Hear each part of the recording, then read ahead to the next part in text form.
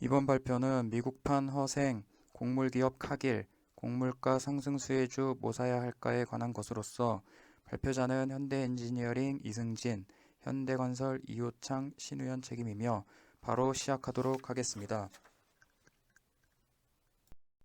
카길이라는 회사는 소비재 기업이 아니어서 많은 사람들에게 익숙하지 않은 기업이지만 생존의 필수적인 자원인 곡물에 대한 통제권을 가지고 있는 무역 및 유통회사로서 미국 미네소타주 웨이자타에 본사를 두고 있으며 현재 70여 개국에 진출을 해서 15만 5천 명의 직원을 거느리고 있는 엄청난 규모의 회사입니다. 전 세계 곡물 시장의 40%가 카길에 의해 점유되었고 미국 곡물 수출의 25%와 미국 정육 시장의 22%를 점유하고 있는 회사이며 상장되지 않았기 때문에 사람들에게 널리 알려지지는 않았지만 비상장 회사 중에서는 가장 큰 규모의 회사이기도 합니다. 카길의 창업주인 윌리엄 카길은 20대 초반에 아이오와주에서 곡물 창고를 세웠습니다. 이는 당시로서는 혁신적인 시도였는데 곡물의 출하 시점과 최적 판매 시점을 조절할 수 있게 된 것이기 때문입니다. 미국의 횡단철도가 서부로 나아갈수록 카길은 그에 맞춰 저장시설, 터미널, 곡물용 엘리베이터 등의 제반시설들을 세우면서 회사를 키워나갔습니다. 회사는 사업이 번창하면서 창고를 키우게 되었고 곡물의 공급을 원활하게 하기 위해 강이나 기찻길을 따라 다니면서 회사를 계속 옮기게 되었습니다. 즉 아이오와주, 라임스프링스, 미네소타주, 위스콘신주 등 곡창지대의 물류 거점에 초대형 창고, 가공시설, 물류시설을 짓고 농부들로부터 농산물을 구매, 저장하고 배포하면서 또 소, 돼지, 닭과 같은 사료를 만들어 판매를 하였습니다. 이러한 방식으로 사업을 확장시키고 거래 방식에 대한 노하우를 점점 키워나가게 되었습니다. 결과적으로 1885년 창고 저장소는 100개를 돌파하게 되었고 밀, 목재, 종자 등등 사업의 영역을 확대하였습니다. 이후 아버지 카길이 1909년에 사망 후 사이가 물려받게 되었고 사이는 카길에 비해 보다 안정적인 운영을 선호하여 재정적으로 안정적인 기반을 구축하였습니다. 카길은 지금까지 가족이 모두 대주주, 상장을 안 한 비상장 기업으로서 이는 회사의 성장이 자본 공개가 아닌 회사 자체적인 재투자를 통해 이루어졌음을 시사하기도 합니다.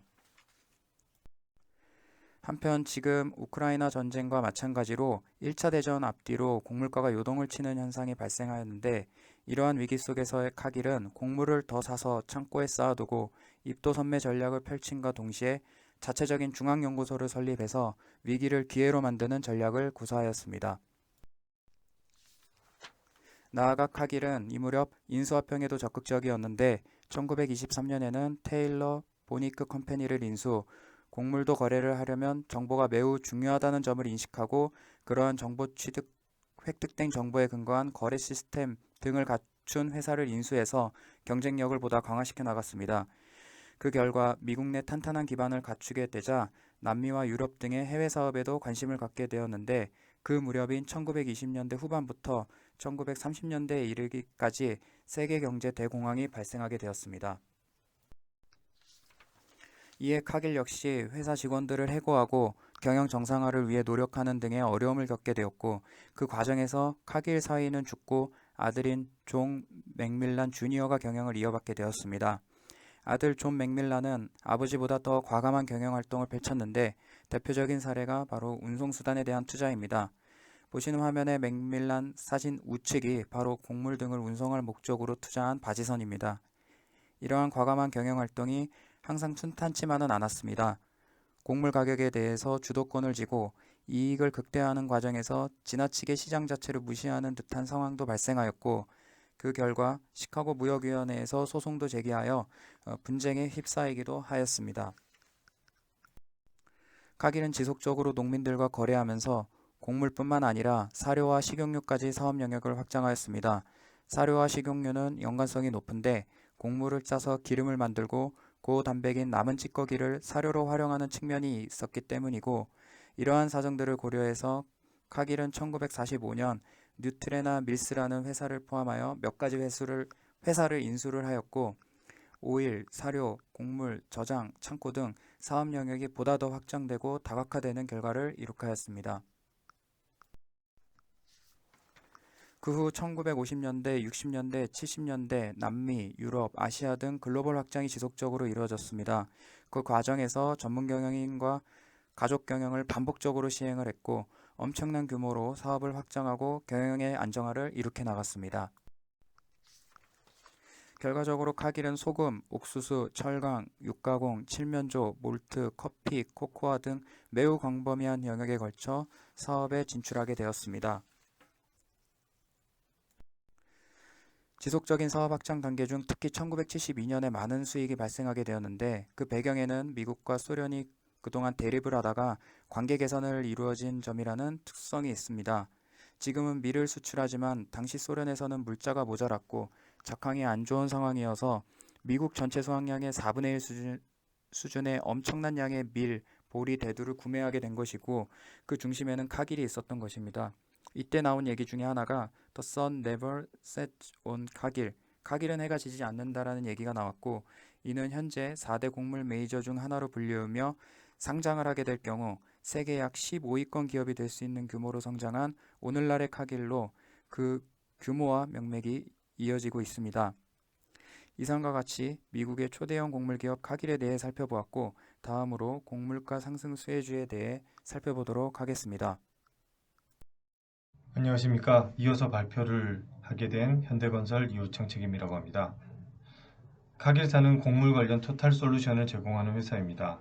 상기 사진은 카길사의 150주년 기념회사 포트폴리오 정리표입니다. 회사가 공개되어 있다면 자세하게 분석이 가능하겠으나 현재는 비상장 회사이므로 파악하기가 어렵습니다. 하지만 여기서 주목해야 할 부분은 바로 비료 분야 매출 및 사업 규모가 굉장히 큰데 이 부분만 따로 떼서 상장을 하게 됩니다. 이것은 기업의 지배구조 가족 경영에 문제가 있어서 따로 떼어서 상장을 하였습니다. 카길사의 주요 사업 분야는 첫 번째, 곡물 운송 분야에 관련된 분야, 두 번째, 펫사료, 곡물 생산 분야, 세 번째로 리스크 매니지먼트, 데이터 어널리시스트, 파이낸셜 노하우를 판매하고 있습니다. 전 세계의 농장에 대한 투자와 리스크 관리도 자회사에서 관리가 가능하며 이 분야도 상당 부분 매출과 이익이 창출됩니다.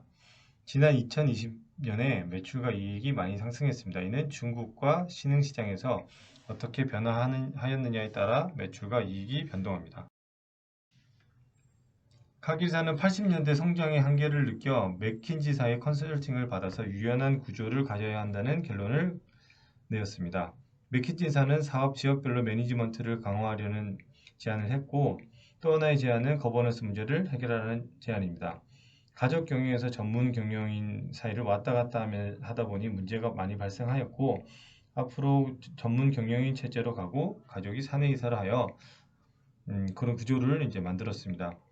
카길은 상장회사가 아니기 때문에 외부 감시를 받지 않았습니다. 하지만 회사가 커지다 보니 가족들끼리 폐쇄적인 시스템을 가져가면 때로는 빠른 의사결정을 할 수 있지만 유연하고 새로운 의사결정을 하기 어려워지는 단점도 있습니다. 카길사는 90년대를 지나면서 인수합병에 집중하기 시작하였습니다. 그전에는 주로 인수를 통해 덩치 불리기에 집중한 반면 그 이후에는 타이슨사와 시드 관련 회사를 매각하는 등 본인들이 집중해야 할 분야인 코코아에는 돈을 더 투자하고 카놀라유, 펫, 애완견, 사료 같은 데도 투자를 하였습니다. 과거에 없던 동남아에서 재배를 주로 하는 팜 오일 분야에도 진출을 투자해서 곡물 가격이 오를 때 팜유 가격도 같이 올랐습니다.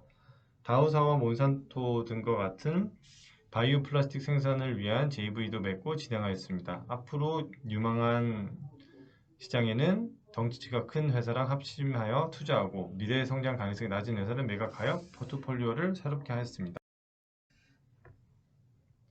마가렛 카길은 창업주의 증손녀로서 전체 지분의 17%를 보유하고 있습니다. 자선사업을 하기 위해 파운데이션에 돈을 넣고 자선사업을 하길 원했으나 카길은 상장사가 아니기 때문에 배당으로는 자선사업을 진행하기 부족하다 판단하여 모자익사를 상장시키고 그 돈으로 자선사업을 하기를 원했습니다. 모자익사는 다른 기업에 합병을 해서 규모와 이익이 굉장히 큰 회사입니다. 카길 입장에서는 60%를 지분을 가지고 있고 상장되어 있는 유일한 회사를 이용하며 자선산업에 활용하고자 하였습니다. 그리고 카길은 덩치가 크고 수익을 안정적으로 내는 회사이기 때문에 많은 투자자들이 상장하지 않을까에 대한 기대감이 항상 있어 왔습니다. 카길 다음으로 큰 회사는 상장되어 있는 농업 분야 2등 ADM사이고 벙지 LDC사를 통틀어서 공모를 ABCD로 칭합니다. 카길은 상장회사가 아니기 때문에 정확한 밸류에이션이 힘들지만 작년에 ADM사를 보면 47% 상승했습니다. 보자익사는 농화학회사를 통틀어서 가장 를 보여주었습니다. 카길은 가족기업으로 경영에는 관여하지 않지만 카길은 전 세계에서 욕을 많이 먹기도 1등입니다. The Worst Company in the World로 육가공 관련해서는 세균 이슈, 식중독 이슈가 많이 나오고 그럴 때 소송으로 대응하기도 하며 농장을 계속 짓다 보니까 산림 파괴에서도 1등, 그리고 제3세계에서 신규 농장을 만들 때 기존 토지주에게 보상도 적절하지 않고 코코아 농장에서 아동 착취도 있었습니다. 또한 화학물질 유출 및 미처리로 물고기 떼죽음도 야기한 적이 있습니다. 따라서 카길이 내세운 이미지는 지속 가능 경영에 대한 이미지를 아주 강력하게 홍보하고 있습니다. 이에 대한 일환으로 새로운 기술 스마트 농업으로 변화하고 투자하고 있습니다. 비판과 긍정적 측면을 모두 보유한 회사라 볼 수 있습니다. 카길사는 현재 미국 비상장 1위 기업으로 안정적 수익을 창출하고 있고 다양한 포트폴리오 및 솔루션을 제공하고 있습니다.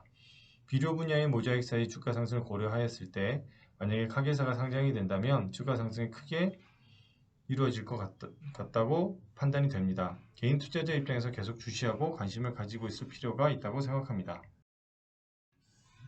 지금 그럼 이상으로 발표를 마치도록 하겠습니다. 경청해 주셔서 감사합니다.